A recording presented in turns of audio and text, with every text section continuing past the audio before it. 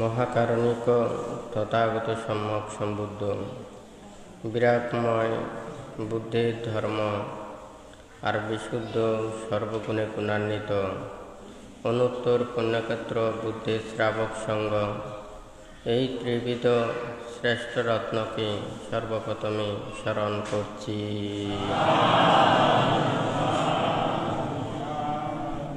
আজকে দূতাঙ্গ কুটিরে উপস্থিত দূতাঙ্গ কুটিরে সংশ্লিষ্ট বিভিন্ন সংগঠন পরিষদ বিহার কুটির গ্রামের সদ্ধর্মপ্রাণ দায়ক দায়িকা তথা চট্টগ্রাম পার্বত্য চট্টগ্রাম ও দেশের বিভিন্ন প্রান্ত হতে আগত সদ্ধর্মের পূজারী শ্রদ্ধাবান দায়ক দায়িকাবৃন্দা, আপনাদের উদ্দেশ্যে কিছু ধর্ম উপদেশ প্রদান করার প্রারম্ভে প্রত্যেকের প্রতি মৈত্রীময় আশীর্বাদ জানাচ্ছি।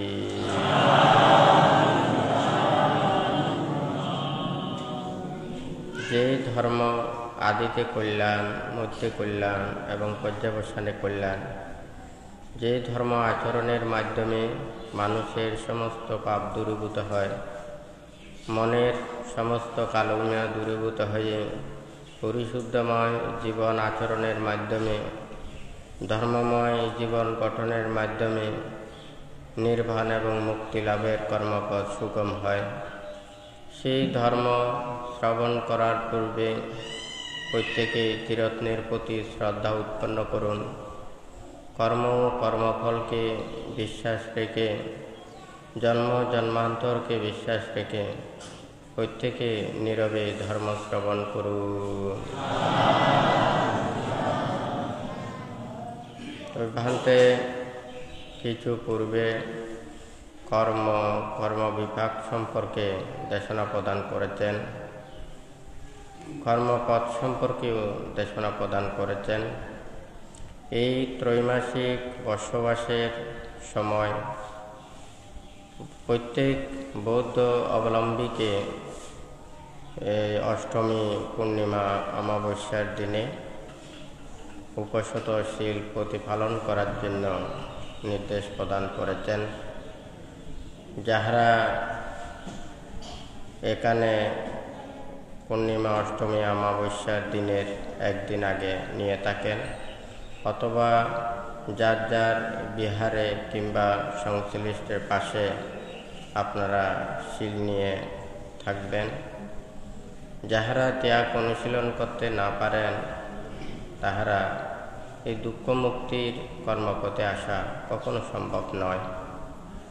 তাই প্রত্যেকেই যত শীল প্রতিপালনের মাধ্যমে নির্বাণ মুক্তির জন্য প্রচেষ্টা চালাতে হবে। তো এই ভান্তে এই ত্রৈমাসিক বর্ষবাসের সময় বুদ্ধির ধর্ম এবং বিনয় সম্পর্কে দেশনা প্রদান করবেন। আজকে প্রথম শুক্রবারে বান্তে যেই প্রসঙ্গ নিয়ে আপনাদেরকে দেশনা প্রদান করবেন,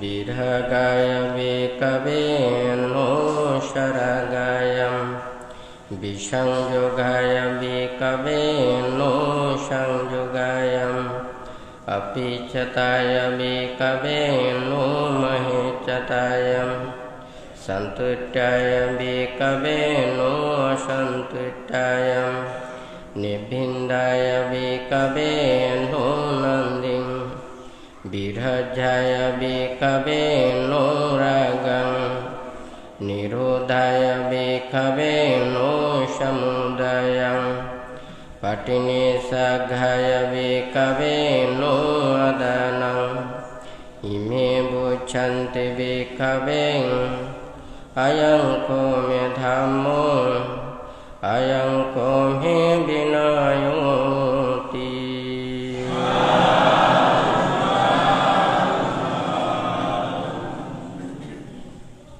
আজকে এখানে ভান্তে যে কথাটা বলেছেন, যে উপদেশটা দিয়েছেন, এটা বুদ্ধ যা কিছু ধর্ম শিক্ষা দিয়েছেন এবং বিনয় সম্পর্কে শিক্ষা দিয়েছেন, সেই প্রসঙ্গে এখানে বুদ্ধ বলেছেন, আমি যা কিছু ধর্ম দেশনা করি কিংবা বিনয়শীল সম্পর্কে নির্দেশ প্রদান করি,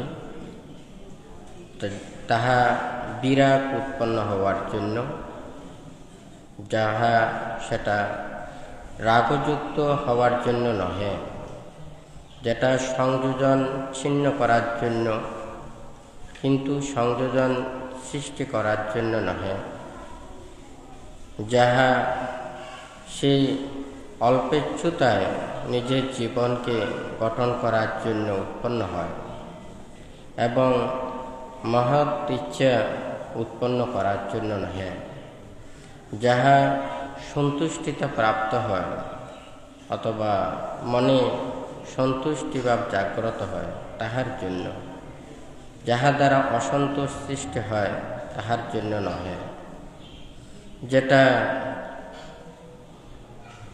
অনাসক্ত চেতনা উৎপন্ন করার জন্য, আসক্তি উৎপন্ন করার জন্য নহে, নির্লোভ চেতনা জাগ্রত করার জন্য এবং সেই লোভ চেতনা উৎপন্ন করার জন্য নহে, যেটা নিরোধ প্রাপ্ত হওয়ার জন্য বুদ্ধ দেশনা করেছেন।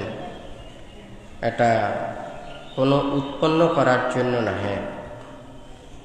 তারপরে কোটি নিসর্গ অর্থাৎ সেই পরিত্যাগ করার জন্য দেশনা করি, কিন্তু যেটা উপাদান সৃষ্টি হয় তাহার জন্য নহে।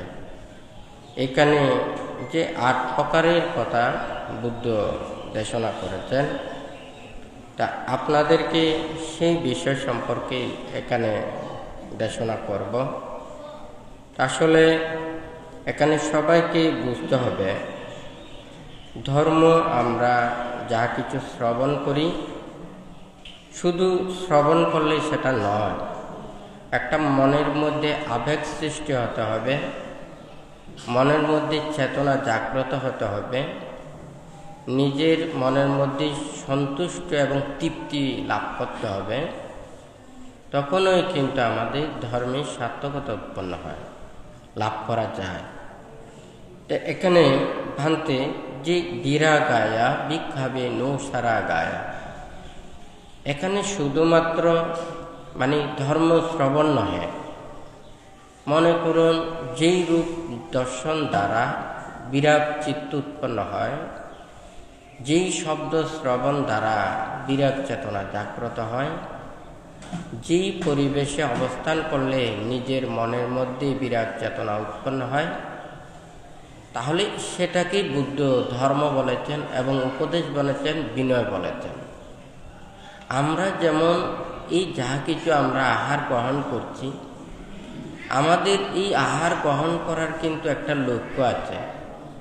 একটা হচ্ছে যে আমরা ক্ষুধা নিবৃত্তি হওয়া, নিজের শরীরটাকে সুন্দরভাবে রক্ষা করা, নিরোগ হয়ে রক্ষা করা এবং তৃপ্তি লাভ করা। আমাদের যদি সেই তৃপ্তিটা যদি না থাকে, ভিটামিনও হলো, আবার শরীরও রক্ষা হলো, কিন্তু আমাদের রুচিবোধতা এটা যদি না থাকে, আমরা যদি তৃপ্তি লাভ না করি, তখন কিন্তু আমাদের খেয়েও কিন্তু মনটা মিটে না। তাহলে তৃপ্তি এমন একটা জিনিস, তাহলে আমাদেরকে যা কিছু আমরা সেই ক্ষুধা নিবৃত্তির জন্য আহার গ্রহণ করি, এটাকে সব কিছু আমাকে চিন্তা করতে হবে। এটা আমাকে ক্ষুধা নিবৃত্তির জন্য, শরীরের সুস্থতা রক্ষা করার জন্য, তৃপ্তি লাভের জন্য এবং নিজের জীবন সুন্দরভাবে গঠন করার জন্য আমরা কিন্তু এই আহারগুলো গ্রহণ করি।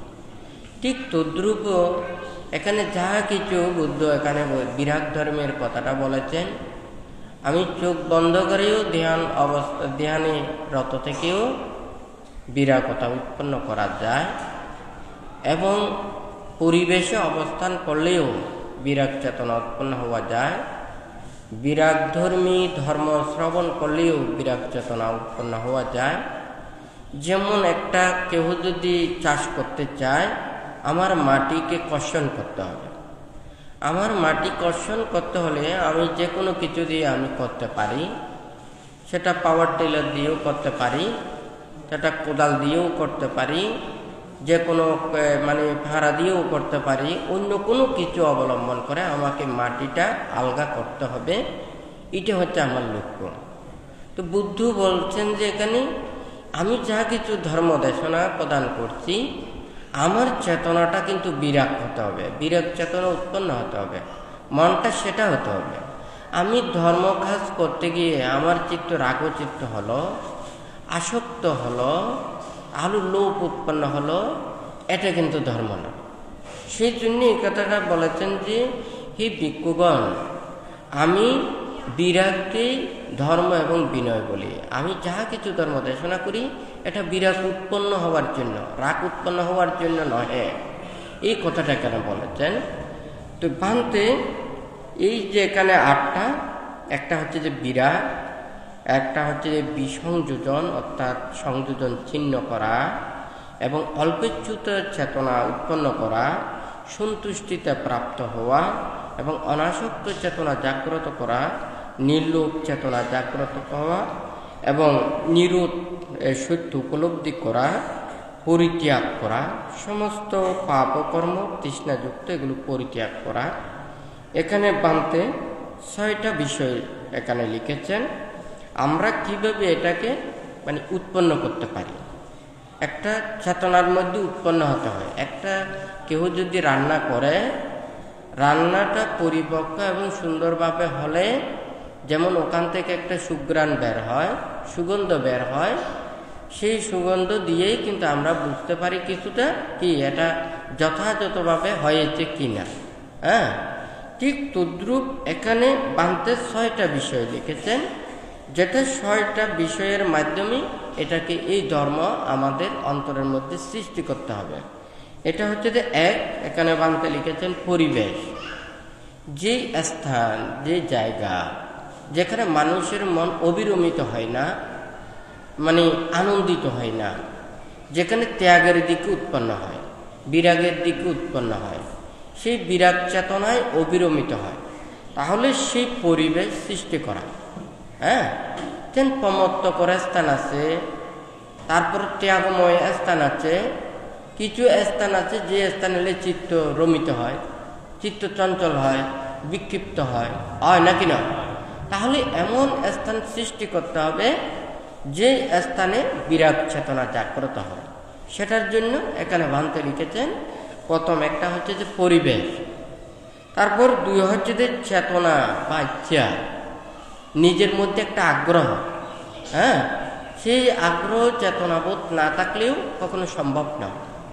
সে যদি রং বেরং সেখানে সেগুলো চায়, কিন্তু শান্ত প্রিয়, নীরব নিস্তব্ধ, একাকী জীবনের সেই দিকে অভিরুচি সম্পন্ন নয়, তাহলে তাহাকেও সম্ভব নয়।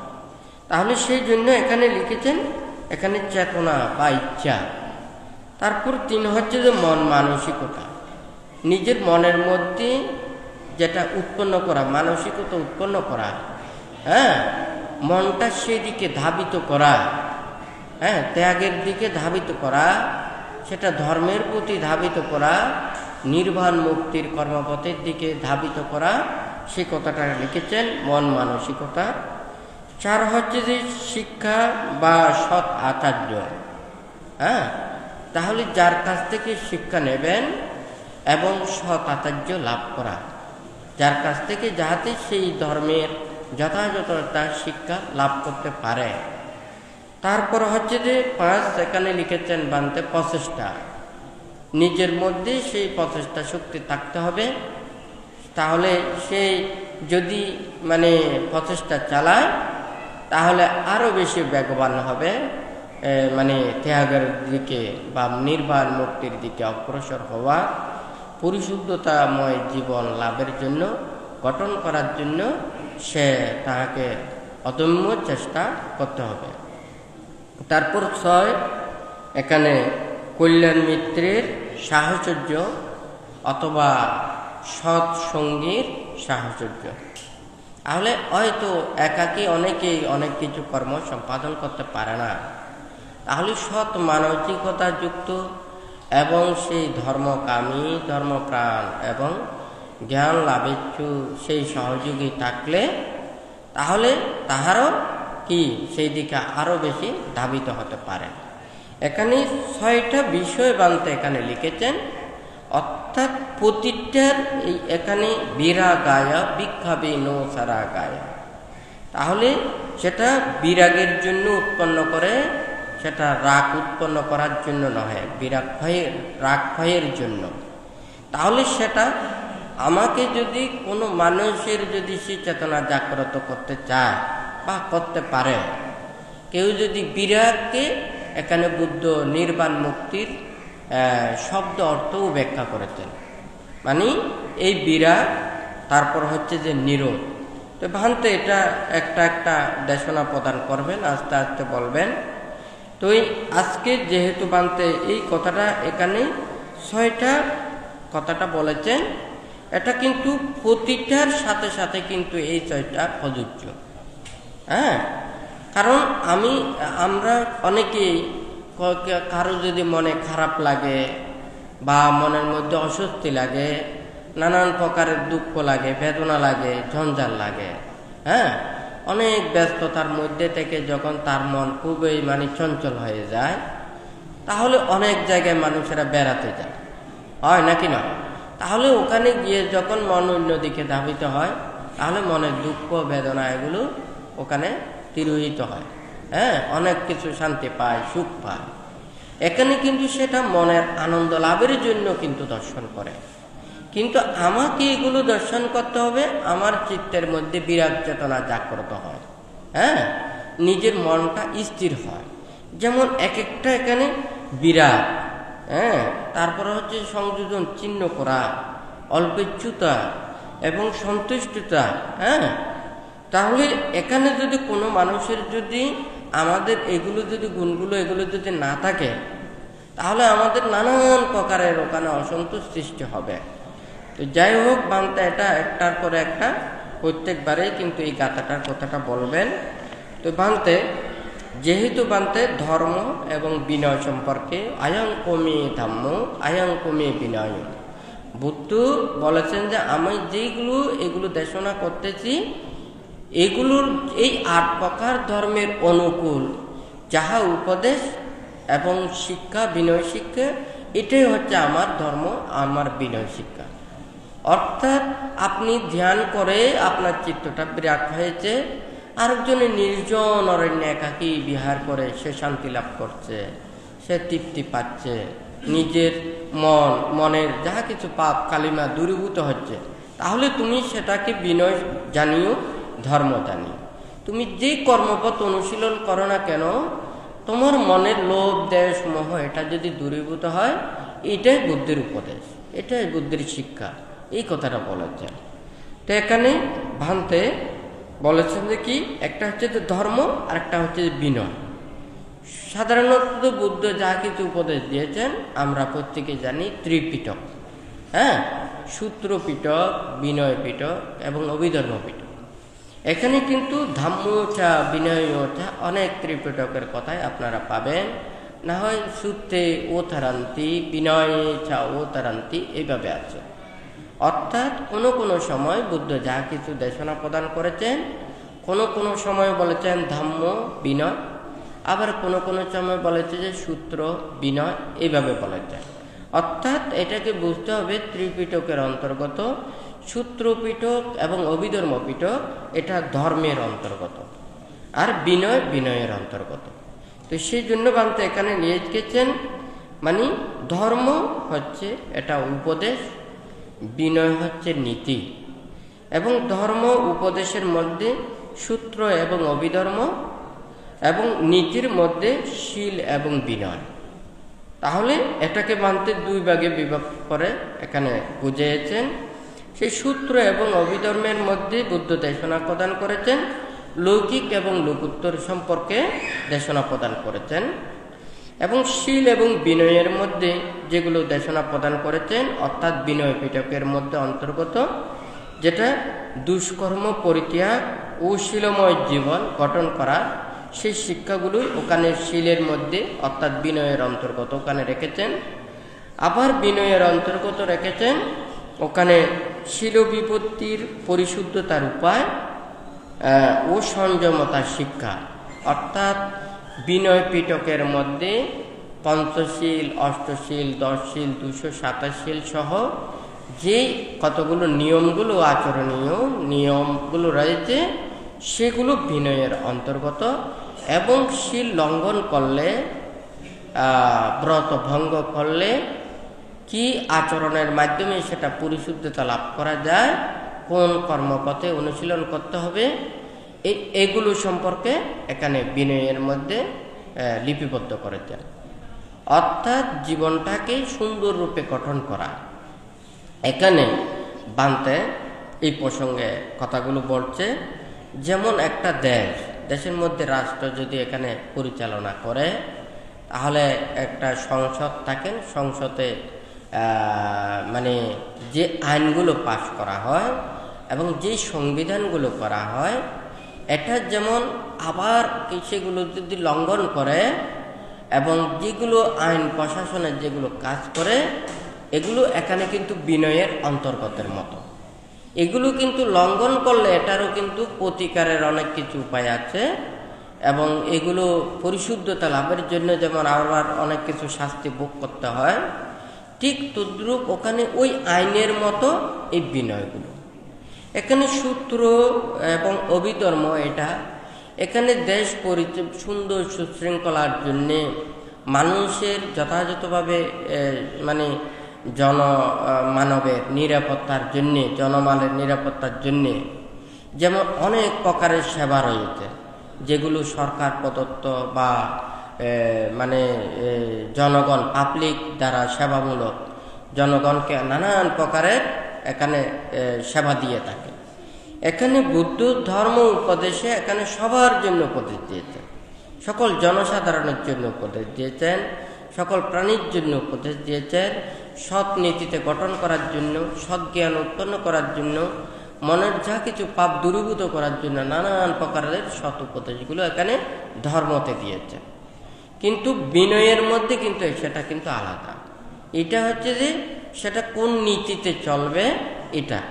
তাহলে বিনয়ের মধ্যে কিন্তু ওখানে নীতির কথা আছে, কিন্তু ধর্মের মধ্যে নানান প্রকার উপদেশের কথা আছে, জন্ম জন্মান্তরের কথা আছে, ওখানে জাতকের কথা আছে, উপাখ্যানের কথা আছে, কাহিনীর কথা আছে, হয় নাকি না, নানান জীবনের কথা আছে। হ্যাঁ, ওখানে নানান ঘটনামূলকের কথাগুলো এখানে কিন্তু ধর্ম উপদেশের মধ্যে বিদ্যমান। আর এই বিনয় নীতির এটা কিন্তু সম্পূর্ণ একটা আইন। হ্যাঁ, এটা আইনে চলতে হবে, আবার এটাকে লঙ্ঘন করলে এটাকে কিন্তু শাস্তি ভোগ করতে হবে। এখানে যদিও বা বুদ্ধ যা কিছু শাস্তি দিয়েছেন, এটা যদিও বা দণ্ড দ্বারা নহে, কাউকে আঘাত দ্বারা নহে, তবে মনের মধ্যেই সেটা আক্ষেপ অথবা চেতনা উৎপন্ন করার জন্য কতগুলো এখানে শিক্ষা আছে, দণ্ডকর্মও আছে। এটা শুধু আমাদের ভিক্ষুদের বেলায় নয়, কিন্তু দায়কদের বেলায়ও কিন্তু এটা আছে। হয়তো অনেক দায়ক দায়িকারা সেটা জানেন না, হয়তো আমাদের মাঝে মধ্যে বান্তেদের কথা শোনা যায়, কোনো বান্তারা ভিক্ষু সঙ্গদের কথা না শুনলে ওনাদেরকে দণ্ড দিয়ে থাকেন, কিন্তু এটা দায়কদেরকেও দিতে পারে। কোনো দায়ক যদি সঙ্গের প্রতি অশ্রদ্ধাপন্ন হয়ে সঙ্গের অনিষ্টতার যদি কাজ করে, হ্যাঁ, সঙ্গকে ধ্বংস করে, অবমাননা করে এবং মানুষদেরকে অপব্যাখ্যা করে ধর্মের ক্ষতি সাধন করে, তাহাদেরকেও কিন্তু দণ্ড দেওয়ার বিধান আছে। কিন্তু এটা সঙ্গরাই পারেন, সঙ্গরা বিচার বিবেচনা করে ধর্মের স্থিতির জন্য এটা করতে পারে। হ্যাঁ, হয়তো সেটা কিন্তু আমাদের মধ্যে দেখা যায় না। যেহেতু দেখা যায় না, অনেক সময় আমাদের ভিক্ষু সঙ্গরা দায়কদের উপরে নির্ভরশীল। হ্যাঁ, তাহলে দায়কদেরকে যদি দণ্ড দিতে যায়, কোনো অন্যায় কিংবা অপরাধ করলে সেগুলোর যদি কথা বলতে যায়, হয়তো হিতে বিপরীত হতে পারে। সেই চিন্তাটা করে কিন্তু সঙ্গরা এই বিধিবিধান দেন না। কিন্তু তাই বলে এখানে কিন্তু ধর্ম বিনয়ে নেই সেটা নয়। এখানে একটা রাষ্ট্র পরিচালনা করার জন্য যেমন ওখানে সাংবিধানিক সব কিছু, যেমন ওখানে অনেক কিছু নিয়ম নীতি রয়েছে, এই ধর্ম মানুষের কাছে সুন্দরভাবে এটা বোঝানোর জন্য, নিয়ম চালানোর জন্য এবং মানুষের কাছে পৌঁছানোর জন্য সেটা বিবেকের মধ্যে উৎপন্ন করার জন্য বুদ্ধ নানান উপায়ে বুদ্ধ দেশনা প্রদান করেছেন, যাহা বিনয় পিটকের মধ্যে সুন্দরভাবে এগুলো ব্যাখ্যা করেছেন, বর্ণনা করেছেন। যেটা এগুলো না জানলে, এগুলো শিক্ষা না পড়লে কোনোদিন এটা সুন্দরভাবে সবাই আচরণ করা সম্ভব নয়। আমরা যদি একটা সৎ নীতি না জানি, তাহলে আমরা আচরণ কিভাবে করব, প্রতিপালন কিভাবে করব? আমরা জানলেই তো তখন সেটা আচরণ করতে পারবো বা প্রতিপালন করতে পারবো। তাহলে আমরা যদি না জানি, তাহলে তো আমরা কোনোদিন সেটা প্রতিপালন করতে পারবো না। সেই জন্য বুদ্ধ ওখানে বলেছেন যে কি, অনেক সময় উপদেশেও বলেছেন, আমি যদি গরু চড়াতে যাই, আমাকে গরু চিনতে হবে। তো আমি নিজের গরু নিজে চিনি না, তাহলে আমি গরু চড়াবো, কোন গরু চড়াবো? হ্যাঁ, আমি গরু চড়াতে হলে কোথায় চড়াতে হবে, হ্যাঁ, কোনটা চড়ানোর উপযুক্ত জায়গা, স্থান, সেই জায়গায় চড়াতে হবে এবং গরুগুলোকে চিনতে হবে, হয় নাকি না? তাহলে গরুগুলো না চিনলে সে গরু চড়াতে গিয়ে এক একদিন কি এক একজনের গরু নিয়ে যাবে, হয় নাকি না? তার যদি হিসেব যদি না জানে, তাহলে দেখা যাবে যে কি সে কয়টা গরু চড়ায় সেটাও জানে না। হ্যাঁ, কোনোদিন বেশি নিয়ে যাবে, কোনোদিন কম নিয়ে যাবে, কোনোদিন কার গরু নিয়ে যাবে, নিজের গরু ফেলে যাবে, হয় নাকি না? তাহলে গরু চড়ানোর জন্য যেমন ওর গরু চেনা দরকার, শীল প্রতিপালনের জন্যও সেগুলো শিক্ষা নেওয়া দরকার, শেখা দরকার, জানা দরকার। তাহলে শীল, বিনয়, ধর্ম এগুলো যদি দায়ক, দায়িকা, ভিক্ষু, সামন, সেই শীল বিনয় সম্পর্কে যদি না জানে, তাহলে আচরণ কোথা থেকে করবে? এটা তো আচরণের পূর্বেই তো শিক্ষা নিতে হবে, হয় নাকি না? একজন ড্রাইভারের যতক্ষণ না পর্যন্ত সার্টিফিকেট না পায়, ততক্ষণ পর্যন্ত কিন্তু গাড়ি চালাতে গেলে এটা কিন্তু অন্যায়, হয় নাকি না? যে কোনো জায়গায় অ্যাক্সিডেন্ট হলে ওর যদি বা কোনো একটা গাড়ি যদি চালায়, যে কোনো একটা নিয়ম জায়গাতে যদি চালায়, ওখানে কিন্তু চেক করে এটার মানে ডকুমেন্টস আছে কিনা। তা ড্রাইভিং লাইসেন্স যদি না থাকে, কিন্তু ওটা গাড়ি চালানো নিষেধ, হয় নাকি না? তো ঠিক তদ্রুপ যতক্ষণ না পর্যন্ত সেগুলো যথাযথভাবে শিক্ষা না নেবে, সে লাইসেন্স না পাবে, কিন্তু বড় একটা জায়গাতে গিয়ে ওখানে মানে রাস্তাতে ওখানে চলা নিষেধ, হয় নাকি না? তো এই ঠিক তদ্রুপেও এখানেও বিনয়শীলের মধ্যেও এখানে রয়েছে।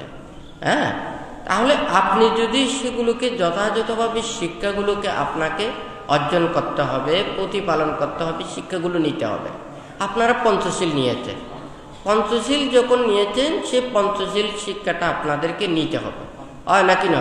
সেই পঞ্চশীল কি কি, এটা তাহলে এটা যদি আপনারা প্রতিপালন করেন, তাহলে সেটা পূর্ণতা হবে। কিন্তু আপনি শীলগুলো নিয়েছেন, কিন্তু শীল কোনটা, কিভাবে আচরণ করতে হয় সেটা জানেন না, কিভাবে প্রতিপালন করতে হবে সেটা জানেন না, তাহলে তো সেটা নেওয়া দিয়ে ওখানে কোনো অর্থ হয় না। ঠিক তদ্রুপ পঞ্চশীল এবং অষ্টশীলের ক্ষেত্রেও কিন্তু সেটা, তুই ওখানে অষ্টশীলও কিভাবে প্রতিপালন করলে, ওখানে আর্য উপশতশীলের যেভাবে রয়েছে সেভাবে প্রতিপালন করতে হবে। আপনি ওখানে অষ্টশীল নিয়েছেন, ওখানে ধর্ম চিন্তা না করে শুধু পারিবারিক চিন্তা করেন, নানান কিছু চিন্তা করেন, তাহলে ওটা দিয়ে অষ্টশীলের সার্থকতা আসে না।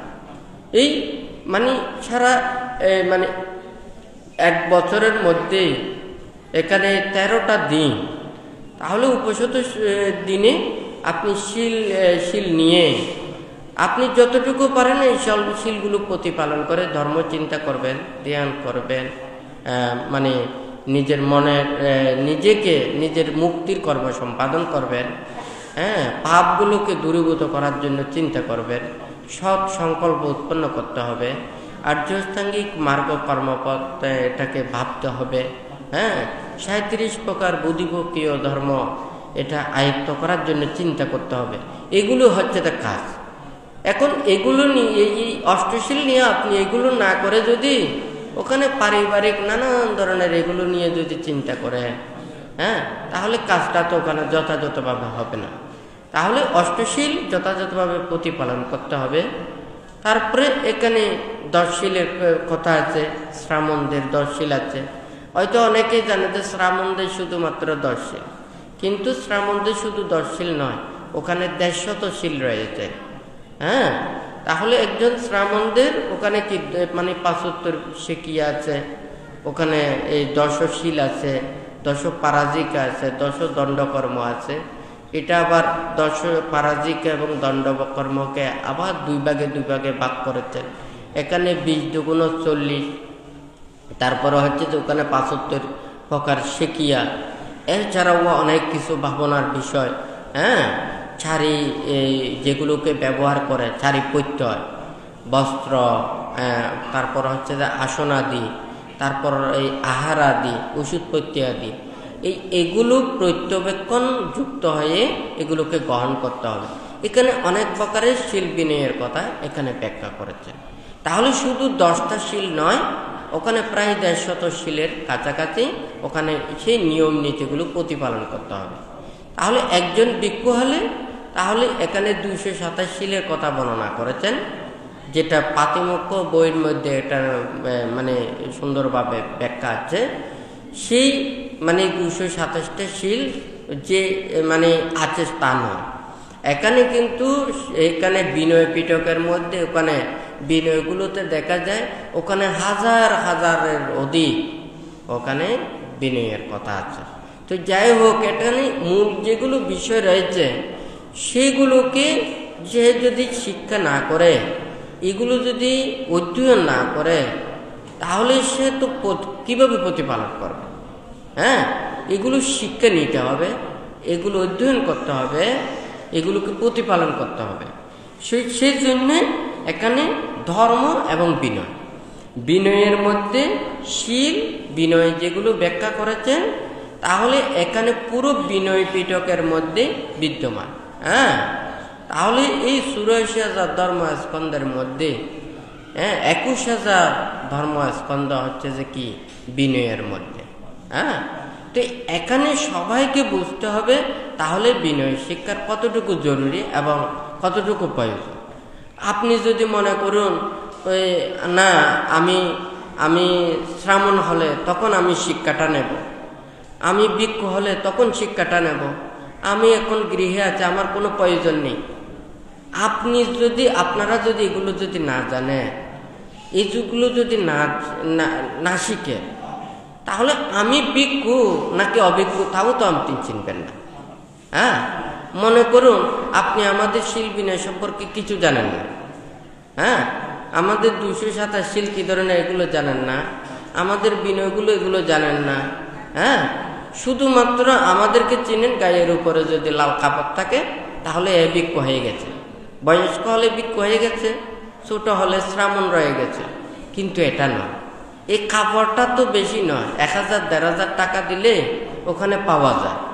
হ্যাঁ, মাথার চুলটা মানে এগুলো ফেলে দিয়ে কাপড় একটা বেড়াই দিলে দেখতেই তো ভিক্ষু সামনের মতো দেখা যায়, হয় নাকি না?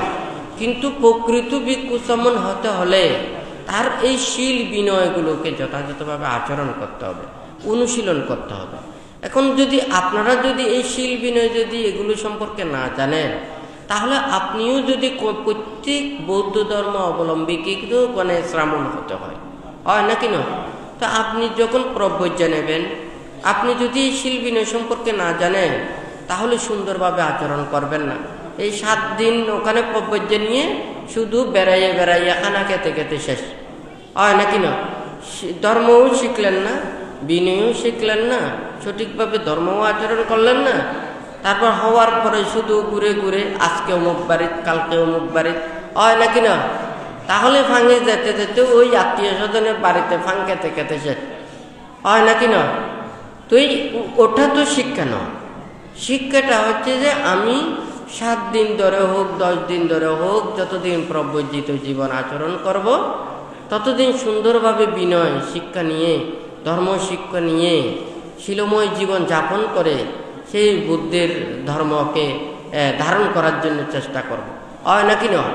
তাহলে ঠিক তদ্রুপ এখানে মানে আপনারা দায়ক বলুন, দায়িকা বলুন, আমরা ভিক্ষু সমন বলুন, এটা কোনো ভিন্নতা নয়। আমরা প্রত্যেকেই তো বুদ্ধের পূজারী, ঠিক আছে না? আপনারাও বুদ্ধের পূজারী, আমরাও বুদ্ধের পূজারী। আমরা বিজ্ঞ হয়ে গেলাম, বড় হয়ে গেলাম, আপনারা দায়ক 5টা শিল প্রতিপালন করেন, আপনারা অনেক নিচে, অনেক ছোট, এটা নয়।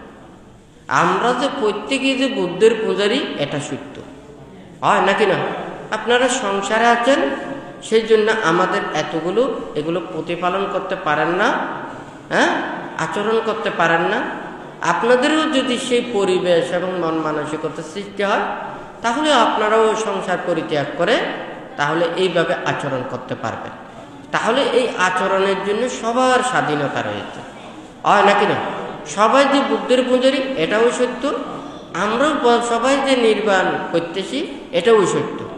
তাহলে আমরা এখানে আমি শিল বেশি পালন করি, আমি বড়, আপনি শিল পালন করেন না, আপনি ছোট। একটা ছোট ফলও তো আস্তে আস্তে বড় হতে পারে, হয় নাকি না? আবার বড় হতে হতে ফলটাও তো পরে ওখানে খাদে ফলে ফুঁসিও তো যেতে পারে, হয় না? কথা ঠিক আছে না? মানে ফলটা ওখানে মানে পুকুর পাড়ায় কতগুলো আম গাছ আছে না, হয় নাকি না? তখন দেখা যায় যে ওখানে গাছে আম মানে ফেঁকেছে, কিন্তু খাওয়ার যোগ্য হয়নি, পানিতে ভরে গেছে যে ওখানে নিচে একেবারে পৌঁছে গেছে, হয় নাকি না? আবার দেখা গেছে যে ওখানে কুলে পড়েছে, সেটা কিন্তু পাকে নাই, এমনি কাঁচা। তাহলে কুলেতে গিয়ে ওখান থেকে নিয়ে হলে মানুষ খেতে পারবে, ঠিক আছে না? তাহলে ওটা পেকেছে বিদে এটা যে কাজে লেগেছে এটাও সত্য নয়, হয় নাকি না? আমি বিজ্ঞ হয়ে গেলাম, হ্যাঁ, আপনাদের চাইতে আমি শিল বেশি, কিন্তু আমি যদি শিল বিনয় ধর্ম আচরণ না করে যদি আপনাদের চাইতেও বেশি ভাব করি, তাহলে অবস্থা কি হয়ে যাবে, হয় নাকি না? সেই জন্য বানতে বলেছে যে ওখানে কাঁচা আম পড়েছে, সেটা কুলে পড়েছে, অন্যজনে নিয়ে খেয়েছে, এটাও কাজে লেগেছে, হয় নাকি না? কিন্তু গাছে ওখানে পাকা আম ধরেছে, কিন্তু পড়েছে পানিতে একেবারে ফুঁসে গেছে, ঠিক আছে না? তাহলে সবাইকে এটাই মনে করতে হবে যে কি, যে পঞ্চশীল প্রতিপালন করুক কিংবা অষ্টশীল প্রতিপালন করুক, 10 শীল কিংবা 227 শীল প্রতিপালন করুক, যে যতটুকু শীল প্রতিপালন করুক না কেন, হ্যাঁ, প্রত্যেকেই যে আমরা বুদ্ধের পূজারী এবং নির্বাণ করতেছি, এবং সেটাকেই কিন্তু মনের মধ্যে ধারণ করতে হবে, হয় নাকি না? আমাদেরকে এটা চিন্তা করতে হবে কি, যে যতটুকু শীল প্রতিপালন করুক না কেন, কিন্তু চেতনাটা, ইচ্ছেটা, আশাটা প্রত্যেকেরই এক থাকতে হবে, নির্বাণমুখী হতে হবে। কিন্তু আপনার যদি সেই চেতনাটা যদি না থাকে, যতই উপরে ওখানে রং বেরং করুক না কেন, এটা দিয়ে কোনোদিন ধর্ম লাভ করা সম্ভব নয়। সেই জন্য বুদ্ধ ওখানে অনেক কিছু বলেছেন, হ্যাঁ, আমাদের মানে যাহা কিছু রূপ রং বৈচিত্র্য দ্বারা নিজের মনের এই কালিমাগুলোকে দূরীভূত করতে পারে না, হ্যাঁ, না নাগাচারিয়া, না জাটা, না পাঙ্কা, না সাকা থান্ডিলা সাইকাবা রাজু ছা দাল্লাং উক্কু টিকাপ্পা দানাং সৌধেন্তি মাচ্ছাং আবিতিন্ন কাঙ্কাং। অর্থাৎ এখানে বুদ্ধ বলেছে যে অনেক সময় ওখানে এই বুদ্ধের সমকালীন তীর্থিকেরা, হ্যাঁ, এক একজনের দুঃখ থেকে মুক্তির জন্য নিজের চিত্তের মধ্যে পাপ কালিমারগুলোকে দূরীভূত করার জন্য এক একজনে এক এক কর্মপদগুলো ওখানে অনুশীলন করতেন।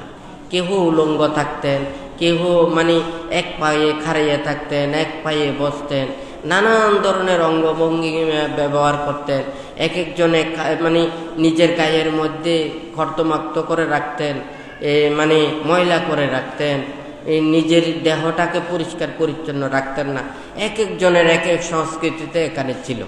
তো বুদ্ধ বলেছে যে এত ধরনের নানান ধরনের এত কীর্তিগুলো, এত কর্মগুলো দ্বারা এই প্রকৃতপক্ষে এখানে দুঃখ মুক্তি লাভ করা সম্ভব নয়। নিজের মনের ভাবটাকে যে দূরীভূত করতে পারে, এটাই হচ্ছে যে প্রকৃত ধর্ম। হ্যাঁ, এখন আমার গায়ের উপরে এটা আছে, আমার মনটা কিন্তু শান্ত হলো না, হ্যাঁ, তাহলে এটা দিয়ে তো হবে না। সেজন্য ভান্তে এখানে বলেছে যে কি, অহিংসা, মৈত্রী, ত্যাগ। হ্যাঁ, বুদ্ধির যা কিছু উপদেশ, আপনার চেতনায় যদি অহিংসা না থাকে, মৈত্রী না থাকে, ত্যাগ না থাকে, এই লোভ দেশ মোহ ধ্বংসের জন্য সেই প্রচেষ্টাগুলো যদি না থাকে, আপনার উপরে যতই এখানে টাইটেল আছে না কিছু করুন না কেন, এখানে কোনো কিছু লাভ নেই। হ্যাঁ, আপনার গায়ের উপরে সাদা কাপড় আছে, হ্যাঁ, আপনার মনটাকে শুদ্ধ করতে পারলেই আপনি শুদ্ধ। হ্যাঁ, গায়ের এটা দিয়ে নয়। এক সময় বুদ্ধ বলেছেন, আমার লজ্জা নিবারণের জন্য আমি গায়ের কাপড়গুলো, এই পোশাকগুলো ব্যবহার করতেছি, হয় নাকি না? তাহলে লজ্জা নিবারণের জন্য পোশাকটা হয় নাকি না? পাপ নিবারণের জন্য এই পোশাক না তো। হ্যাঁ, পাপ নিবারণের জন্য আমাদেরকে যে পোশাক পরতে হবে সেটা হচ্ছে যে আমাদের সৎকর্মের পোশাক, সৎ নীতির পোশাক, হ্যাঁ, শীলের পোশাক, এগুলো নিতে হবে। আমি এইগুলো যখন বুদ্ধের কাছে ওখানে এসেছেন, প্রথমে উলঙ্গ অবস্থায় এসেছেন, উন্মত্ত পাগলের মতো। হ্যাঁ, তখন সবাই বলছে যে এত উলঙ্গ অবস্থায়। হ্যাঁ, তো বুদ্ধের দেশনা শ্রবণ করতে করতে তার কি ওই জ্ঞান চেতনা জাগ্রত হয়েছে। তখন সে সংযত করে বসেছে। সবাই যখন বলছে যে কি আমি উলঙ্গ না, আমি পোশাক করি, তো কারণ ও শীল নিয়েছেন, শীত প্রতিপালন করছেন এবং নিজেই সেটাকে উপলব্ধি করতে পারছেন। তখন উনি সবাইকে বলছেন আমি এখন উলঙ্গ না। এতক্ষণ কিন্তু সে পাগলের মতো উন্মত্ত ছিল, তার গায়ে পোশাক ছিল না, তখনও পোশাক নেই। সে যখন শীলে প্রতিষ্ঠিত হয়ে নিজের জ্ঞান উৎপন্ন করেছে, তখন সে বলছে যে কি আমি উলঙ্গ না, এরা সবাই উলঙ্গ। এখন কথা কেমন হয়ে গেছে, উল্টা না? তাহলে সেটা সেই সময় কিন্তু বুদ্ধও ছিল, হয় নাকি না? তাহলে যে এই বুদ্ধির সামনে এই কথাগুলো, এখন সবাই পোশাক নিয়েছেন, সবাইকে নিতে হবে যে আমাদের বুদ্ধির যা কিছু শীল, বিনয়, ধর্ম, নীতি, এই সৎ শিক্ষাই আমাদেরকে সেই পোশাকের ধারণ করতে হবে। তাহলে এটাকে করতে না পারলে তাহলে কোনো দিন প্রকৃত সত্য উপলব্ধি করা সম্ভব নয়, হয় নাকি না? তাহলে যদি মনে করুন এটা যদি যথাযথভাবে শিক্ষাটা যদি না নেয়, যেমন এখানে দেশের মধ্যে নানান অফিসের কাজ করে না, এক যারা বিভিন্ন বড় বড় পোস্টে কাজ করে, আলাদা আলাদা ড্রেস রয়েছে। হ্যাঁ, তাহলে সেই ড্রেস রয়েছে, আবার ড্রেসের উপরে যার যার পদবীর একটা মানে মার্ক রয়েছে, ঠিক আছে নাকি না? তাহলে ওই পোশাকের উপরে এই মার্কটা কি বোঝায় এবং পোশাকগুলোকে কি বোঝায়, এখানে কার পাওয়ার কতটুকু, কার পদোন্নতি কতটুকু, এটা কিন্তু দেখা যায়, হয় নাকি না?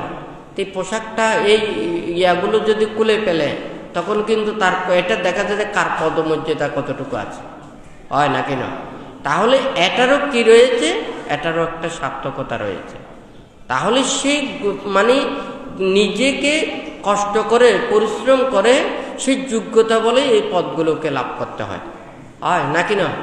ঠিক তদ্রূপীয় বুদ্ধ আমাদেরকে এই শীল, বিনয়, ধর্ম, নীতিতেও কিন্তু এইভাবে বলেছেন।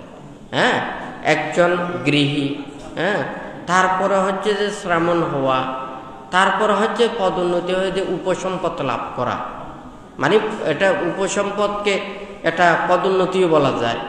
তার মানে শ্রামণ থেকে সে ভিক্ষুতে উপনীত হয়েছে, তাহলে ভিক্ষু থেকে আবার হস্তবীর, তারপর হচ্ছে মহস্তবীর, হয় নাকি না? তাহলে এই পদোন্নতির এটা শুধু বছর গুনলে তো হবে না, যোগ্যতা অর্জন করতে হবে। সে ধর্মপদের কথায় ওখানে বলেছেন, মানে ভিক্ষু কাকে বলে, থের কাকে বলে, হ্যাঁ, প্রব্রজিত কাকে বলে, শ্রামণ কাকে বলে, এগুলো সুন্দর করে ওখানেও বলেছেন এবং শীল বিনয়েও এগুলো ব্যাখ্যা করেছেন। তাহলে আমাকে প্রকৃত গুণধর্মগুলোকে আয়ত্ত করতে হবে। আমি প্রকৃত গুণধর্মকে আয়ত্ত না করে আমি শুধু ড্রেসটাকে যদি ওখানে মূল্যায়ন করি তাহলে কোনো দিন সার্থকে রূপান্তরিত হবে না। তো এখানে সেই জন্যই ভান্তে আজকে যেমন ওখানে কিছুদিন আগেও যখন কর্ম এবং কর্মবিভাগ সম্পর্কে দেশনা করেছি, এখন দেশনা করতে করতে গিয়ে ওখানে অভিধর্ম পিটকের মধ্যে চলে এসেছে, আবার পাট্টানের মধ্যে চলে এসেছে, আবার চিত্ত চৈতসিকের মধ্যে চলে এসেছে। এখন ওগুলো মানে দেশনা করতে গিয়ে সবাই এগুলো বোঝার মানে বুঝতে কষ্ট হয়ে যাচ্ছে, এখন অনেকের বিরক্তি হয়ে যাচ্ছে। এখন কি কর্ম আর কর্মফল এখন বলতে বলতে তো এখন অনেক কিছু এখানে মুখস্থ করতে হচ্ছে, এতগুলো শুনতে হচ্ছে। কিন্তু আসলে এগুলো যখন ব্যাখ্যা করতে যায় এখানে আরও জটিল থেকে জটিলতর এইভাবে ব্যাখ্যা আসে। তবে এটা বোঝার জন্য তো নিজেদের এইভাবে শিক্ষা প্রয়োজন। শিক্ষা না থাকলে আমি যতই কিছু এখানে বলি না কেন এটা কিন্তু সবার কাছে পৌঁছবে না, হয় নাকি না? কারণ একটা কোনো মানুষ যদি লেখাপড়া করে, লেখাপড়া যারা করে তাদেরকে যদি মানে সেই স্কুলের শিক্ষণীয় বিষয় সম্পর্কে যদি ওখানে শিক্ষা দিয়ে থাকে বা আলাপ আলোচনা করে থাকে, ওনারা বুঝে থাকেন। কিন্তু আরেকজন যে ধারাবাহিক ওই শিক্ষাগুলো যারা নেয়নি তাদেরকে কিন্তু ওগুলো বললে এগুলো কিন্তু বুঝতে পারে না, হয় নাকি না? আর যদি মনে করুন ওখানে যারা সায়েন্সের বিভিন্ন এগুলো বিষয়গুলো নিয়ে ব্যাখ্যা করে, তখন দেখা যাবে যে মোটেই বুঝবে না। কারণ ওখানে আলাদা আলাদা শব্দ রয়েছে, এই শব্দের অর্থটা কি সেগুলো যদি যারা না জানে তাহলে সেটা তো বুঝতে পারবে না, হয় নাকি না? তো যাই হোক, বানতে কিন্তু তারপরে ওখান থেকে এগুলো ওইভাবে ব্যবহারগুলো না করে, এটা কিন্তু ধর্মের মধ্যেই ব্যাখ্যাগুলো ওখানে আছে। সূত্র পিটকে বর্ণিত যেগুলো, অভিধর্ম পিটকে বর্ণিত যেগুলো, এগুলো কিন্তু ওখানে এই ধর্মের মধ্যে এগুলো রয়েছে। আর বিনয়ের মধ্যে এখানে শীল বিনয় সম্পর্কে দেশনাগুলো বানতে যতটুকু পারবে আস্তে আস্তে আপনাদেরকে চেষ্টা করবে যে অন্তত দায়ক দায়িকা, উপাসক উপাসিকা, ভিক্ষু সামনরা যাতে এই ধর্মকে ধারণ করে, তাদের মন থেকে এই পাপ হিংসা এগুলো দূরীভূত করে। আমরা দুর্লভ মানব জন্ম লাভ করেছি, তাহলে আমরা ভিক্ষু হয়েছি, আপনারা দায়ক দায়িকা উপাসক উপাসিকা আছেন। আমরা যদি এই ধর্মের মানুষদেরকে যথাযথ শিক্ষাটা না দিয়ে তাদেরকে যদি ধর্ম থেকে যদি আমরা বিরূপ দিকে মানে ভ্রান্ত দিকে যদি আমরা যদি তাদেরকে শিক্ষাটা দিই, এটা কারো মঙ্গল হয় না। দায়ক দায়িকা উপাসক উপাসিকাদেরও মঙ্গল হয় না, এটা ভিক্ষুদেরও মঙ্গল হয় না। কারণ আমরা একে অপরের সম্পূরক, হয় নাকি না?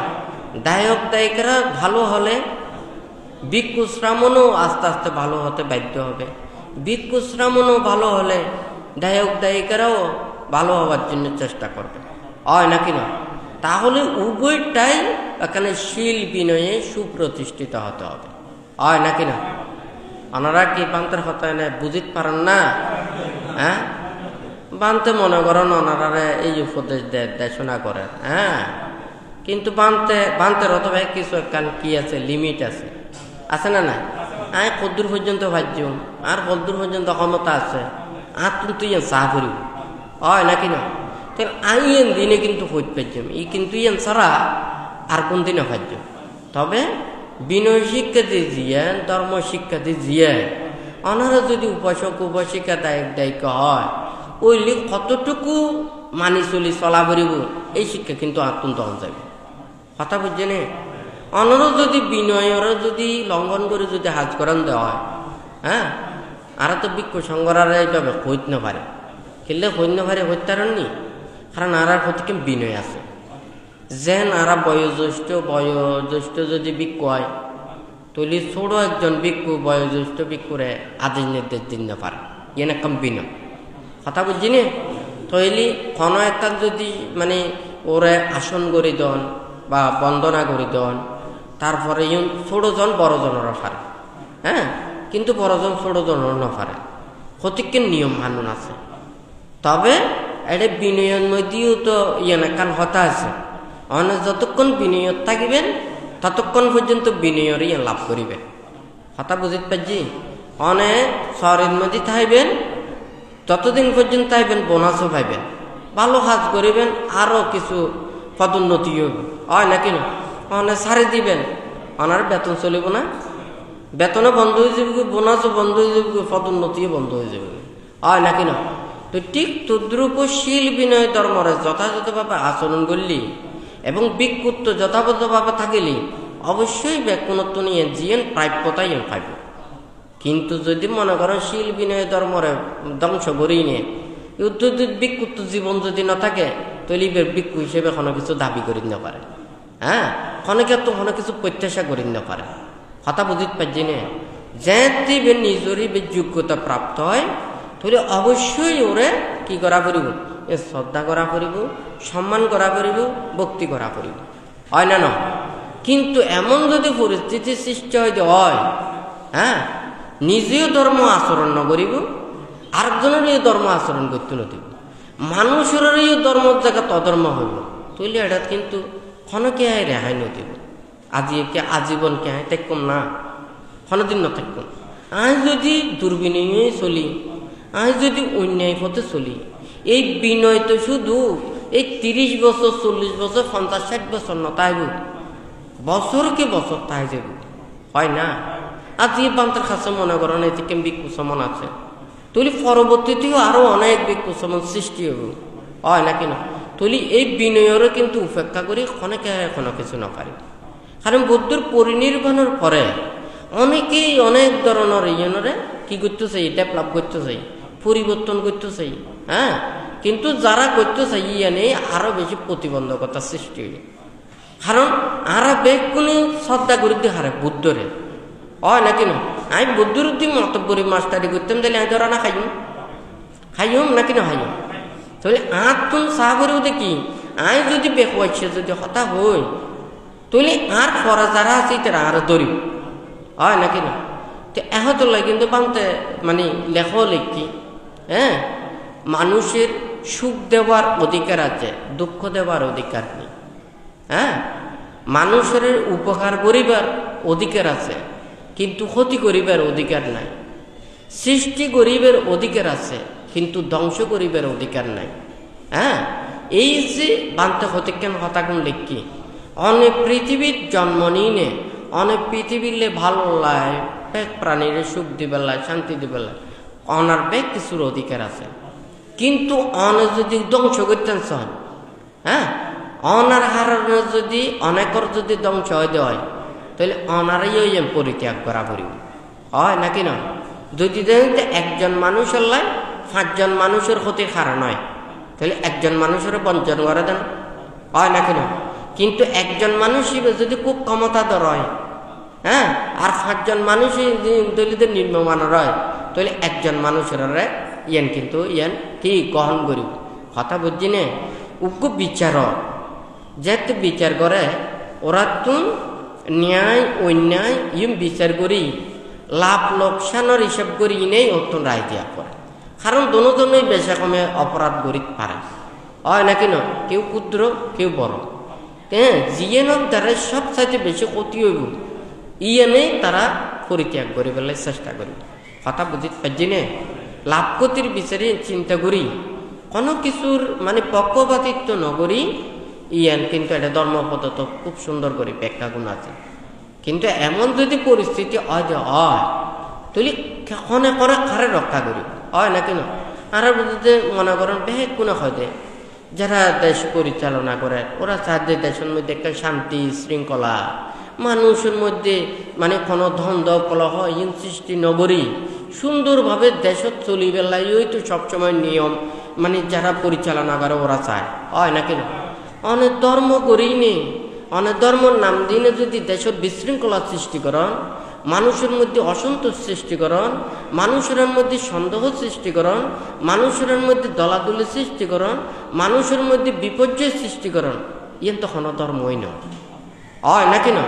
তুলি বুদ্ধের সময় বুদ্ধ প্রমুখ ভিক্ষু সংগ্রহ এই হাজার হাজার লক্ষ লক্ষ কোটি কোটি ভিক্ষু শ্রমণ এটা আছিল নাকি নো আছিল? তো ওরা এইটিকে নাছিল দি ভিক্ষু শ্রমণ ওরা একটা আন্দোলন করছে চাই অনেক আর ডিফিটকর মধ্যে উক্ষ ফাতার মধ্যে করতে পারবেন না, মায়ের খাই ইউ নিবেন না। হ্যাঁ, তীর্থি করা নানান ধরনের চক্রান্ত করি বুদ্ধ এবং বুদ্ধ প্রমুখ ভিক্ষু সংগ্রহে মানে নিন্দ তিরস্কার করি বেলায়, বুদ্ধের হত্যা করি বেলায় এবং বুদ্ধির যে অগ্রশ্রাবক মহাশাবক আছে তারা নানান ধরনের ক্ষতি করি বেলায় নানান ধরনের কৌশল করছে, হয় নাকি না? অনেক সময় পিণ্ড সারানত গিয়ে দে ভিক্ষুরারে দড়িনে মাঝি, হয় না? ভিক্ষু যাইনে রাজার হাসে বিচার নদে অমুক দায়ক আর দড়ি মাঝি, হয় না? অনেক টিফিটকর ফাতায় ফাতায় এমন কোনো কিছু পাইবেন না, অথচ কিন্তু তীর্থি করাই করছে বুদ্ধর বিরুদ্ধে নানান চক্রান্ত দৈনিককে। হ্যাঁ, কিন্তু বুদ্ধ প্রমুখ ভিক্ষু সংঘরা কিন্তু এই ধরনের কোনো ধরনের সরবিদ্যে হাসিল নগর। কথা বুঝতে জেনে কারণ বুদ্ধর শিক্ষা কেন কর্মবাদ এবং আর নিজরে নিজে পরিশুদ্ধতা অর্জন করি বেলায় ওই এলুদে আমি প্রব্রজিত জীবন হয় নাকি না তুই আমি প্রব্রজ্য নিলাম দে নিজরে আমি শুদ্ধ করি বেলায় আমি নিজরে শুদ্ধ পথে চলে বেলায় আমি মুক্তির পথে আয় বেলায় আমি অনক্ষরে কোনো কিছু আঘাত দি বেলায় দুঃখ দি বেলায় কষ্ট দি বেলায় অনিষ্ট নগরী বেলায় ওই তুই সর্বপ্রথমে প্রব্রজ্য নিনে বিক্ষু ওইলি পিণ্ডি আলো ভা বোজানা নিঃসায় পাব্বাজ্যা তাত্থাতে ইয়াব জীবং উৎসাহ কারানি রুক্ষ মূলে সেনা চানাং নিঃসায় পাব্বাজ্যা তাত্থাতে ইয়াব জীবং উৎসাহ কারানিয়া পাংশুকুল চিবরাং নিঃসায় পাব্বাজ্যা তাত্থাতে ইয়াব জীবং উৎসাহ কারানিয়া তারপর পুতিমুত্ত বেশজ্জাং নিঃসায় পাব্বাজ্যা তাত্থাতে ইয়াব জীবং উৎসাহ কারানিয়া বুদ্ধ এটা কি হয়ে দেয়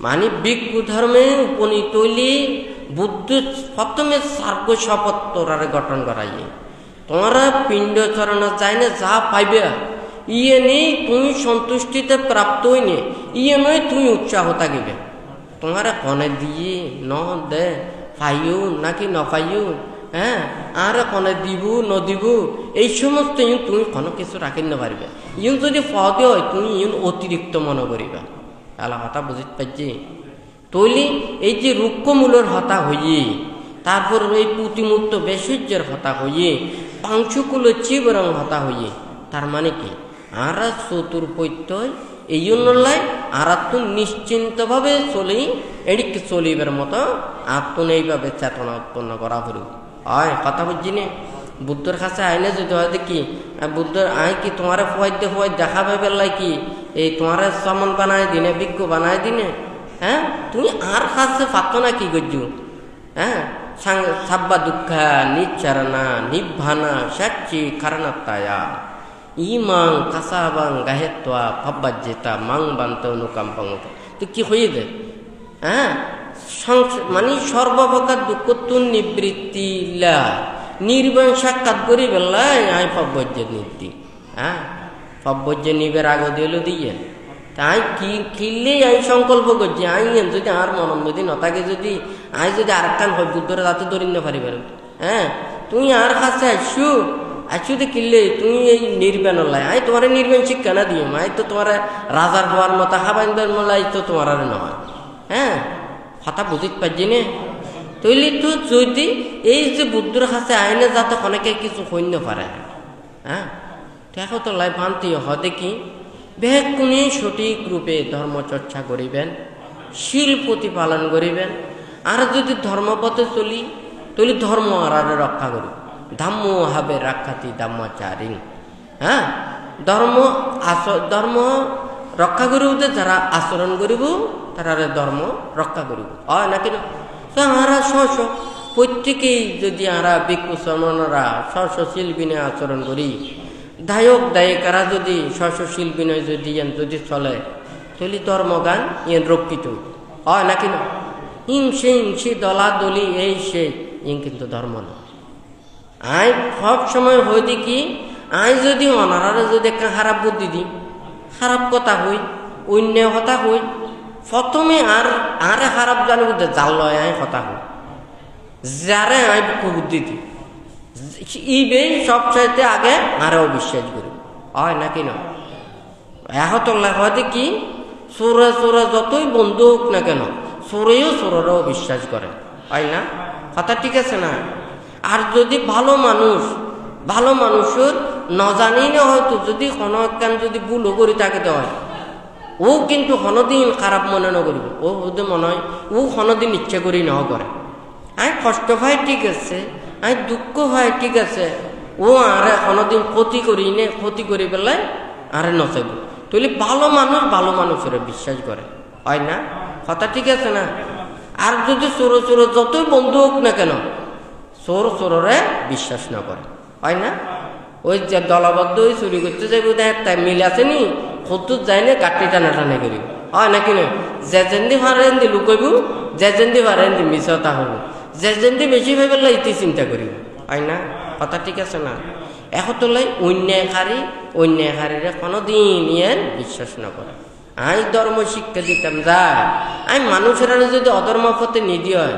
তৈলি অমঙ্গল হতফাল দিয়ে হয় আর নিজের অমঙ্গল হইব নিজের মুক্তির পথের বাতের সৃষ্টি হইব হয় নাকি না আরেকজনেরও অমঙ্গল পথে যায় অধর্ম পথে যায় যেদিকে পাপ কাজ করিব এই উনারও কিন্তু আমি অংশীদারিত্ব লাভ করছি হয় না কারণ আর হারণেই তো আরেকজনে পাপ করল হ্যাঁ তো আমি পাপর ভাবকে কি নইম না ওনারা যদি বাচ্চা বেটাই মন মধ্যে যদি অনেকে আর করার মধ্যে যদি উপস্থিত হন হ্যাঁ ইতারা তো বাচ্চা তো বইয়ের ওনারা না হাবাইব না হাবাইব না হাবাইব ঘরত যিন আছে ইন দিয়ে ওনারা হাবাইব হয় নাকি না কারণ খাইবার টাইমত গিয়েন দে হয় নাকি না ঠিক তদ্রুহিও কেউ যদি মনে করেন আর যদি হতায় কার যদি উপদেশে যদি আরেকজনে খারাপ কামও করে তৈলি মনে করা করব কি ইবের যদি ফাঁপয় দেয় ইয়েনরা কোনো অংশীদার হওয়া করিব হয় না কথা ঠিক আছে না তুই ব্যাগ কোনো তুন পেখনো কে তো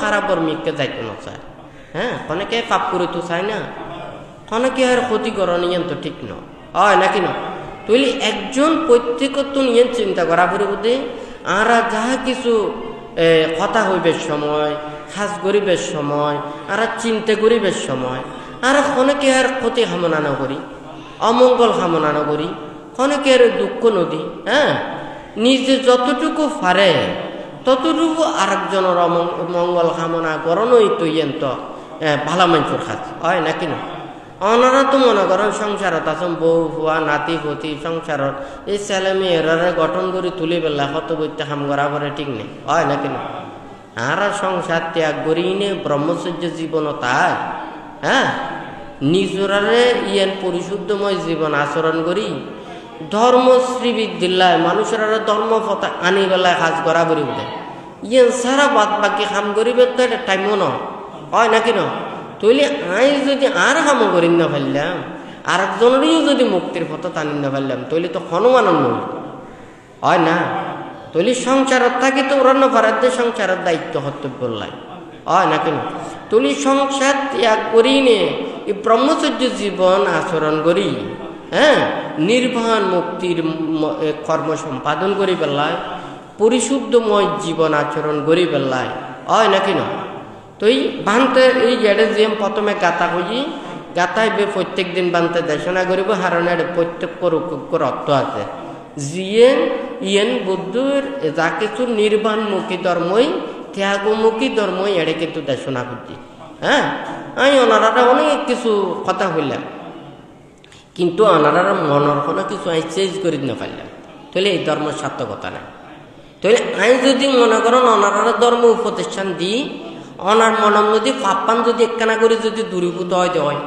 সচেতনা যদি জাগ্রত হইতে হয় অনার লোভ দেশ মোহ কয়ের যদি হারণ হইতে হয় হ্যাঁ তৈলি এই ধর্ম উপদেশ ধর্ম শ্রবণই সার্থকে রূপান্তরিত হয় নাকি না এখন আমি মানুষের যদি এই চিন্তাকান ন রাখি আমি যদি অপর জন্য সব সময় যদি খারাপ চিন্তা করি তাহলে তাহার নিজেরও নইল অপরায়ও আর দ্বারা সন্তুষ্ট নইল হয় নাকি না তুই প্রত্যেকত্ব নিয়ে নেই চিন্তা করা পরিবর্তে এই ধর্ম অতীতীয় আছে বর্তমানেও আছে এবং ভবিষ্যতেও থাকবে হয় নাকি না আর তুই যে দূর পারি আর তুই নিয়ে আচরণ করি বেলায় চেষ্টা করা পড়ি হয় নাকি না আর যদি নিজের মনোমেদিকভাবে যদি প্রতিপালন করতে হয় অনুশীলন করতে হয় অনাতুন টিয়া নাই ফুসা নাই দল নাই দৌলন নাই কিচ্ছু নাই অনার কাছে শিল আছে বিনয় আছে নীতি আছে সৎশিক্ষা আছে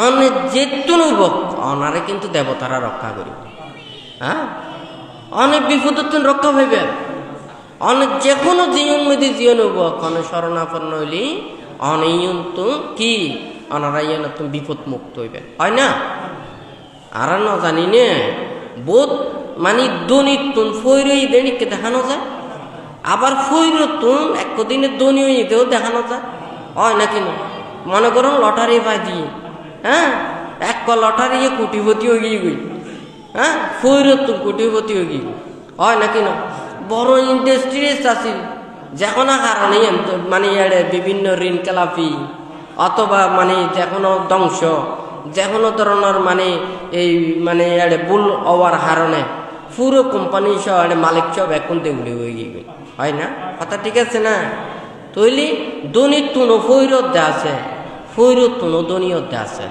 একখান হতা হয়তো যে কর্ম আর জিয়েন গড়ি না কেন ওনার কাছে কোনো কিচ্ছু না ওনার কাছে শীল আছে বিনয় আছে ধর্ম আছে সদ্গুণ আছে অনেক দিনে শান্তি পাইবেন অনাতুন শীল বিনয় ধর্ম নীতি শিক্ষা নাই অনাতুন টিয়া পয়সা আছে বুঝছি না মানুষজন আছে টিয়া পয়সা থাকলে মানুষজন বোধ জুটি দেখব হ্যাঁ খাড়ির নদী মিডিয়া কানা বাজন না মাছি টাছি দুধ দিব তাই না চারে ফাল দিয়ে দুধ দিব মিডিয়া খাড়ি যেন দিলে যাবে চারে ফাল দিয়ে বোঁ বোঁ করিব মিডিয়া কোন দুই ফেলাইলি মাছি যোগ্য নাই আয় না কথা ঠিক আছে না অনেক সময় না টিয়া সিঁড়ি দিলে ব্যাকুম পাওয়া যায় একেবারে ব্যাকুম পাওয়ানো যাইতো হ্যাঁ টিয়া সিঁড়ি দিলে ধর্ম পাওয়ানো যাইতো এটি কলি তো বুদ্ধ একবার আশীর্বাদ দিত রাজা হল নাকি না রাজা হলে বেশি করছি এখন আশীর্বাদও বেশি রাজা হলের দন যাবে নাকি না বুদ্ধ আরো হয়ে যেতে কি রাজা হইলি এই মুক্ত হইতে পারিব কারণ নতুন রাগ ক্রোধ বিদ্বেষ শাসন করা পরে হ্যাঁ ওরারে ব্যাকুণরে দমন করিবে শিক্ষা দিয়া পরে হ্যাঁ ওরা চিত্ত বিমুক্তির কর্মকান করিতে পারে ওরা তো অহংকার বেশি নাকি না তুলি মুক্তির পথে তাই তুলি এই পরিত্যাগ করে আপরি কথা বুঝছি না জানি না হতলে রাজা বিম্বিসারের যেতে এই অজাত শত্রু লেভেল হয়তো তাই তো তাড়াতাড়ি দিবে চায় তুই আর তাড়াতাড়ি লই ফেল হ্যাঁ কারণ রাজা বিম্বিসার তো সব সময় মুক্তির হতাগান ব্যক্ত হ্যাঁ তুলি ওই কিনলে ওরা দায়িত্ব পালনের লাই ওরা এই মুক্তির খাতন মধ্যে আইন না পারে কথা বুঝছি না তুলি ওর তো এই ত্যাগর কর্মপথা তাই তুলি ওই পরিত্যাগ করে আপরিব হয় না আজকাল তো এই কেন আজকাল তো টিয়া পয়সা হলা হলে আশীর্বাদ ডর করি কথা বুঝছি নি টিয়া পয়সা কমতা গেলি হয়তো আশীর্বাদ কম ওইব বলে সংবিধান ওইব মহাসংবিধান নাকি না তা মহাসংবিধান হতে হইব মহাসংবিধান যদি শিলময় হয় ভাবনাময় হয় জ্ঞানময় হয় শূন্যজ্ঞান মহা হয় ইবে না মহাসংবিধান হইব হয় না কথা ঠিক আছে না এখন ডর হলি মহাসংবিধান অন্তে হলি সংবিধান হয় না তো মহাসংবিধান হতে হইব শূন্য যাইবে বেশি হইব ইবে না মহাসংবিধান হইব হয় না ওই অর্থগুণের সুন্দরভাবে ব্যাখ্যা গুণ নগরলি এখন পয়দা জিয়ান হাবাইব হবুতে বারা বাজে বহুত বালা হাবাইয়ে ফইট টইর একবারে ইসি সাজ করি বেলাইজি হয় না কথা ঠিক আছে না তুই বহুত পয়দা খাবাই দেশিও খাবাইছি পাকিস্তানে খাবাইছি হয় না এখন বিহু খনের প্রয়োজন আছে আপনারা মনে করেন শূন্য করতেন যাই না ভাবি গরম দে হ্যাঁ সংবিধান করছি নজ্ঞ আষ্ট পরিষ্কার দান করছি নজ্ঞ হ্যাঁ পরে তো মাঝ মাঝজন যেতে কি হ্যাঁ 170 সংবিধান নষ্ট পরিষ্কার দান করিলি চারজ নয় হয় না কথা ঠিক আছে না তো শূন্য করতেন যাই না ভাব যেতে কেন করছুন হ্যাঁ চারজ করতে করতে জীবন ইবে যাবে বই শূন্য তো হইব নৌদে তো নয় ওই শূন্য তো ভাব বেশি করে ফেলে দিবি না আর কি হয় না তুই আর তুমি খোয়ানো করিব আর ওনার প্রতি মঙ্গল আমি ওয়ানো করিব আর শুধু এটা কাঁদত করে লই গেলে কইব না ই বল লই গেলে মেহেন্দি দিয়েও দিলেন আর বেকওয়াই ছেলে বুদ্ধরে বাজাই দিলাম আশীর্বাদ কনে দিব বুদ্ধ দিব হয় না এটি কি করে হলিও না আমি খাইও গেলাম বেকওয়াই ছেলে হইও গেলাম হয় নাকি না আশীর্বাদ দিবে রতন মেদি বুদ্ধ দিব কথা বুঝিনি কারণ তোমারা সঙ্গরে দান করছু দে শুধু আর নয় তো এটা বুদ্ধ উদ্ধ আছে হয় না আর আনাছিল না পালাই বুদ্ধ না পালাই না বুদ্ধ দিব দেরি তোমার হয় না তো বুদ্ধ তো নাই আর কথা বুঝতে পারছি নি তো বুদ্ধ তো খারাপ কই না যা এই তিতে হইয়ে মিড়ে হইয়ে অল্প হইয়ে বেশি হইয়ে কম হইয়ে হয় না না কিন্তু বুদ্ধ তো নক যত কিছু না পারে এমনি আশীর্বাদের মধ্যে বুদ্ধ তো যাই হোক ই ব্যাগ কোনো তো নিয়ে শিক্ষা ফুরিব ধর্ম ই ধর্ম লইনে খেলা হন ঠিক না হয় না বুদ্ধ হইয়ে যে শ্রামণ ব্রাহ্মণ ইন হলে তো অহনর মতো অগ্নির মতো পুজো করি পেলাই কথা বুঝতে পারছি নি আর ইন লইনে যদি খেলা খাইতো চায় উল্টো পুল্টো করতে চায় একেবারে চলে যাবে বুঝি হয় না যতই ধনী হোক যতই প্রভাবশালী হোক যতই ক্ষমতা বানো যেতে পাপে যেতে দৌড়িব ক্ষণকে আই না ভাই হয় নাকি না তো আর কি চাই নে ক্ষণকে আইয়েন এক ক্ষতি হোক ক্ষণকে দুঃখে পড়ুক ক্ষণকে কষ্ট হোক কিন্তু তারা তো নচায় হয় নাকি না কিন্তু কেউ যদি হাতে ধরে যদি নিজে যদি যদি ফুটতে চায়, হ্যাঁ, তুলে তো গরিবের তো হনো কিছু নাই, হয় না কেন?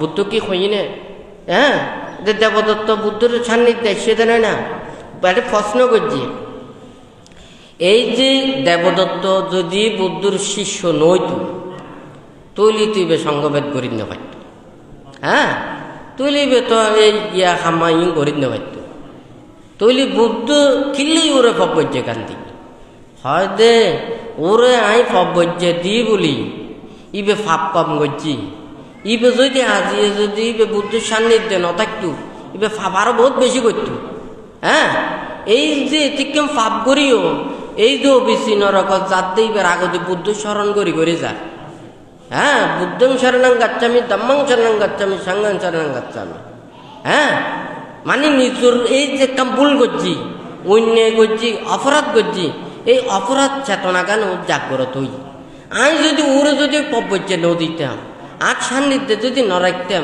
এটিকেন লৌকিক জ্ঞান লাভ করি না পারত, হয় না কথা? ঠিক আছে না? তাহলে আজি ও তো নিজের বোধ জ্ঞান মানে উৎপন্ন গান নয়তো হাতন কর্ত জন্ম জন্মান্তর যেমনি গিয়ে দি মানে দেবদত্ত কি করছি বুদ্ধ শত্রুতা আমি করছি দে, অনেক জাতকত মেদিনও আছে কত ভাব করছি জন্ম জন্মান্তরে, তাহলে এতেকেন ভাব করছি যে বুদ্ধ এই দেবদত্তর প্রতি মঙ্গল কামি হই না বুদ্ধ শাসনত দিয়ে দেয়, তাহলে বুদ্ধ শাসনত যদি নদীত বুদ্ধ হয়তো তো তুমি তো হিংসা করো দেয় না, এবার তো বালা ভতা তাইতো চা, এবার জন্ম জন্মান্তরে বহুত অন্যান্য এদিকে ভাব করছি, হ্যাঁ, এবার শেষ জন্মে কিছু বালা হাজ করতো চা ত্যাগর কর্ম ফতাইতো চা অনে তলি ওই আগে এদিকে অনালয় বিরোধিতা করছি দে ইউনোর প্রতিও মনে হয় অনার হিংসা বসত ওরা মনে হয় সদ্ধর্ম শাসন আনন্দ পাল্লা এলা হতা বুঝিত পারছি নে, হ্যাঁ, ব্যাগ কিছুর উত্তর আছে নাই দি নয়, হ্যাঁ, তুই একতলায় শ্রামণ ব্রাহ্মণের আগুন সুদৃঢ় বলেছে, হ্যাঁ, আর যদি এই আগুনের বেকবাইছে ধরা দেয় ফুরি না যাইব না, হ্যাঁ, যাইব না যাইব, তুলি দেবদত্ত দেয় না হাম করি নে এইভাবে ও তো একবারে জলজান্ত মানে জ্বলি জ্বলি নে অভিচিন্ন যাও গিয়ে দেন না, এমন কোনো খাস নগরিবেন ধর্মর মানিয়ে যাতে পরিহানি হয়, ধর্ম ধ্বংস হয়, ধর্ম একটা কলুষিত হয়, মানুষেরা খারাপ জানে, মানুষেরা নিন্দে তিরস্কার করিব, এই কর্মগুণ সাধন করন অনেকে আর উচিত নয়, হয় নাকি না?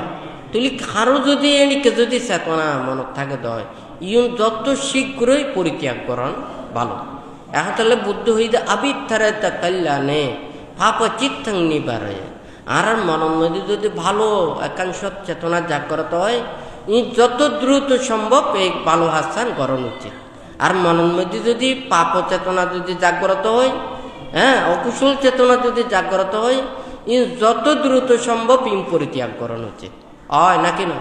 তো যাই হোক অনারারে মানে এই পরবর্তী বিশেষ করে বানতে চিন্তা করে ব্যাকুণের শীল বিনয় ধর্ম সুগঠিত করি নে ব্যাকুণে যাতে ধর্মময় জীবন যাপন করে, তা দিয়ে ওনারা অনেকে শুন হয়তো অষ্টশীল এই প্রথমে বসত গিয়ে অনেকেই অষ্টশীল নলন, তো আগামীতে যাতে ওনারা নিতে ভুল নয়, এই যদি এই বছরের মধ্যে 13 দিন যদি ওনারা অষ্টশীল প্রতিপালন করি না পারেন কেন করে ত্যাগের ধর্ম আচরণ করেন, হয় নাকি না?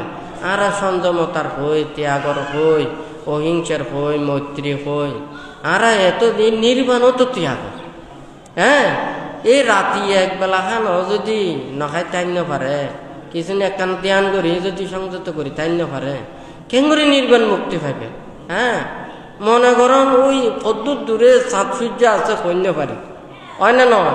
একখানা করে আকাশে উঠতে পর্যন্ত ডর লাগে, তাহলে এখন চাঁদ সূর্যের হতে ধরিব, হয় না কথা? ঠিক আছে না?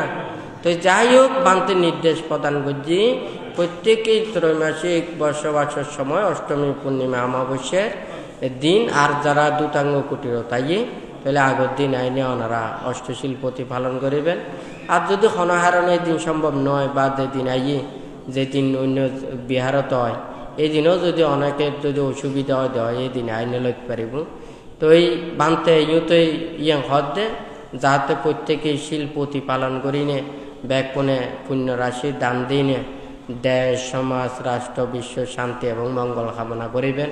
অচিরে যাতে পৃথিবীর একখানি শান্তি যাতে বর্ষিত হয়, এই দেশে দেশে মারামারি হানাহানি নানান ধরনের অসন্তোষ যুদ্ধ এবং যে বিভিন্ন এই নতুন নতুন রোগে আক্রান্ত এই নতুন যাতে পৃথিবীর মানুষ সত্য যাতে রেহাই পায় ব্যাগ পুনরিয়ান মানুষ সুস্বাস্থ্য নিরোগ দীর্ঘায়ু কামনা করিবেন ইয়ান বান্তে ব্যাগ পুনর প্রতি নির্দেশ দিয়ে তা যে যারা এটা সমবেত হইন বা ধর্ম শ্রবণ করছেন ব্যাগ পুনর যাতে ধর্মময় জীবনে প্রতিষ্ঠিত হইনে যাতে প্রত্যেকই যাতে অচিরে নির্বাণ সাক্ষাৎ করিতে পারেন বুদ্ধ ধর্ম শঙ্কর কাছে আশীর্বাদ প্রার্থনা করি 3 বার সাধুবাদ প্রদান করেন।